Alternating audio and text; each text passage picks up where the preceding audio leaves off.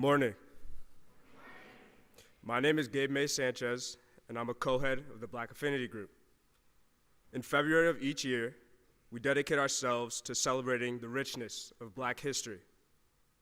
For countless individuals, Black History Month represents a time of reflection. We reflect on not just the current state of our efforts to combat racial injustice, but also the collective pride we take in the accomplishments of our community. For others, this month offers a chance for personal introspection. We take time to reflect on the pride we feel in our Black identity and our family's history and traditions. This month in particular, I've been able to take a step back and attempt to learn more about my family tree, a topic that I hold close to my heart. For the majority of African Americans, the roots of our ancestry are a mystery. Family trees go dark after a few generations. This past summer, I found an empty brown leather journal in a closet. I sat down with my dad over the past year and collected photos, funeral programs, and newspapers to begin building the most accurate family tree I could. Then we began mapping out the lineage. The pages began to fill. However, we eventually hit a roadblock at knowing where and when each family member was born. However, simply crafting a potential family heirloom was a way to slow down, focus more on my family's past, and acknowledge Black history in this country. Today, we have the privilege of listening to some of our peers share their reflections and quotes during Black History Month. Thank you.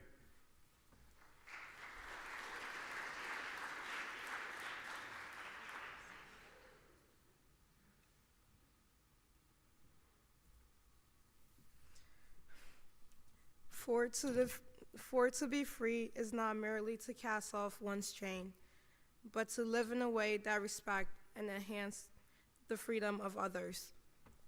From Elise Cumberland, some allowed themselves to be blinded by the absence of a physical bondage, today to the racial obstacles that many face still today. Freedom is not only defined by physical restrictions. Freedom to me is not to only have a diverse community, but for those within to appreciate different cultures, respect one another, and fight for each other.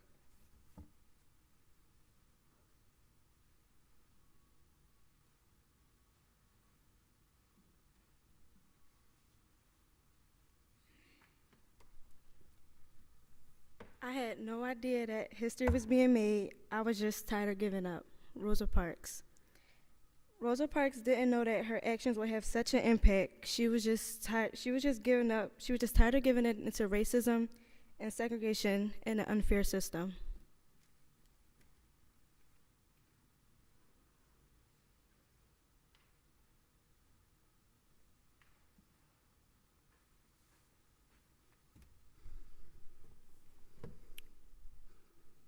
But other times, a person doesn't even know they've insulted you or your culture.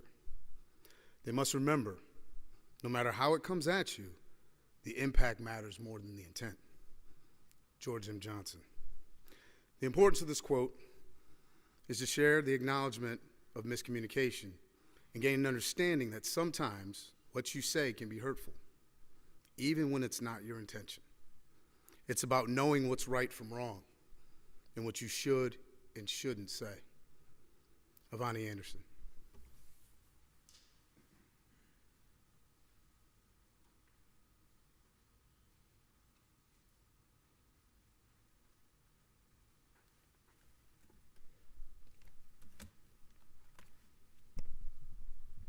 Your story is what you have, what you will always have.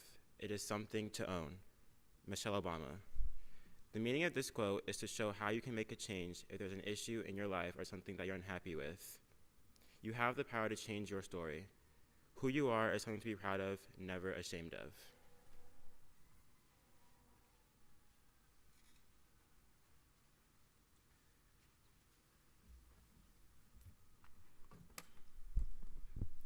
The size of your dream must always exceed your current capacity to achieve them. If your dreams do not scare you, they are not big enough. Ellie Johnson Sirleaf, former female president of Liberia.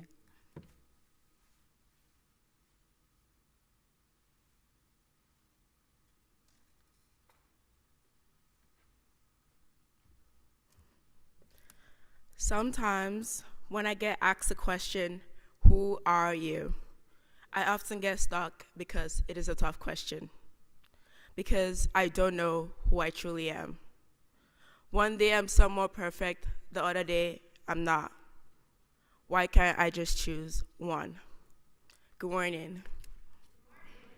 My name is Chamaka Kanu, but I go by Chi, and I'm a sixth former from Lagos, Nigeria. To some of you, I'm the quiet girl with colorful braids. And to some of you, well, I'm something crazy. As the oldest of my two siblings, I must say I was the experiment child. My parents had the vision, but they needed someone to make the vision come true, so here I am. Back home, no one talked about sports or dance. All we cared about was education, traditions, values, and the fact of knowing ourselves. I was raised with certain words repeated in my mind. If you want anything, strive for it, and never be afraid to be yourself. So I tried to go by those words of wisdom, but it was tough. COVID-19 hit, and honestly, I didn't know what to do, but chill through this period. I started experimenting with a few things: crocheting, taking pictures, dancing more, braiding my hair, and myself. During this period, my friends were leaving to study abroad, and I wanted to go with them, but all I received was a hard no, like this. Capital N-O, no, from my parents. I was still determined to try it the next year and look forward to it. August 2020 arrived, and the SAO application opened. I couldn't believe I was excited for the application to open. August 1st, at 12 a.m. on the dot, I was awake. But I was ready to apply on my own time. As you can see, I got in. I was grateful to be accepted and very excited to be in a new environment. Maybe a little too excited because I thought it was going to be all roses. I wasn't prepared to be a minority in school. I wasn't prepared for being called the wrong name. I wasn't prepared to be stereotyped to a particular sport and hair. Not the best thing to experience, but it only strengthened my answer to the question, who are you? Honestly, sometimes I cried because it was hard, but I had to go. I used junior year to surprise myself. I tried cross country, I enjoyed my first season with the swim team, and I embraced my hair more. I was getting closer each day to answering the question, who are you? Senior year arrives and I'm vibing. Now I'm working my ginger or red braids. I'm excited for my choreographed dance in the spring, and I'm loving every second of my swim season. So I ask this question again, who are you? Without the opinions of your friends or family. My point is, if I defined myself by microaggressions, statements, I would not be here. Never allow yourself to be defined by anyone but yourself. You make the last decision. My name is Chi. Yes, I am from Lagos, Nigeria. I certainly have my noisy and quiet moments. I enjoy swimming. I love dancing to Afrobeats and changing my hair. I'm confident and I'm not afraid to shine because I know who I am. Thank you.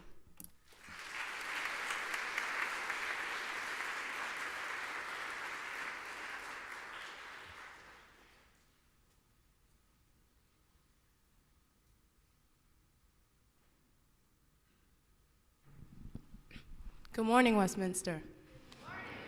My name is Ajianu Daniela. I go by Ajia, and today I will be performing a poem entitled Black Girl Magic by Mahogany L. Brown. I've been reading a bit recently on the Harlem Renaissance as this grand cultural expression of what it means to be black in America. And I hope that in this poem you'll find your own kind of Westie-sized Harlem Renaissance. They say you ain't supposed to be here, black girl. You ain't supposed to wear red lipstick. You ain't supposed to wear high heels. You ain't supposed to smile in public. You ain't supposed to smile nowhere, black girl. You ain't supposed to be more than a girlfriend. You ain't supposed to get married. You ain't supposed to want no dream that big. Hell, you ain't supposed to dream at all, black girl. They say, black girl, that you ain't supposed to do nothing but carry babies and carry weaves and carry felons and carry families and carry confusion and carry silence and carry a nation, but never an opinion. 'Cause you ain't supposed to have nothing to say, black girl, unless it's a joke. 'Cause you ain't supposed to love yourself. You ain't supposed to find nothing worth saving in all that brown. You ain't supposed to know that Tina, Nina, Beyonce, Cecily, Shonda, Rhymes, shine, shine, shine, black girl. You ain't supposed to love your mind. You ain't supposed to love. You ain't supposed to be loved up on. You only supposed to pose voodoo child, vixen style. You supposed to pop out babies and hide the stretch marks. You supposed to be still. So still they think you statue. So still they think you a chalked outline. So still they keep thinking you stone. Until you look more Medusa than Viola Davis, until you sound more Shanae than Kerry Washington, until you more side-eye than Michelle Obama on a Tuesday. But you tell them you are more than a hot comb and a washing set. You are Kunta Kinte's Ken, you are a black girl worth remembering. And you are a threat. Loving yourself, you are a threat. Knowing yourself, you are a threat. Loving your kin, you are a threat. Loving your children, you, black girl, you, black girl magic, you, black girl fly, you, black girl brilliance, you, black girl bloom, you, black girl wonder, you, black girl shine, you, black girl, and you, turning into a beautiful black woman right before our eyes. Thank you.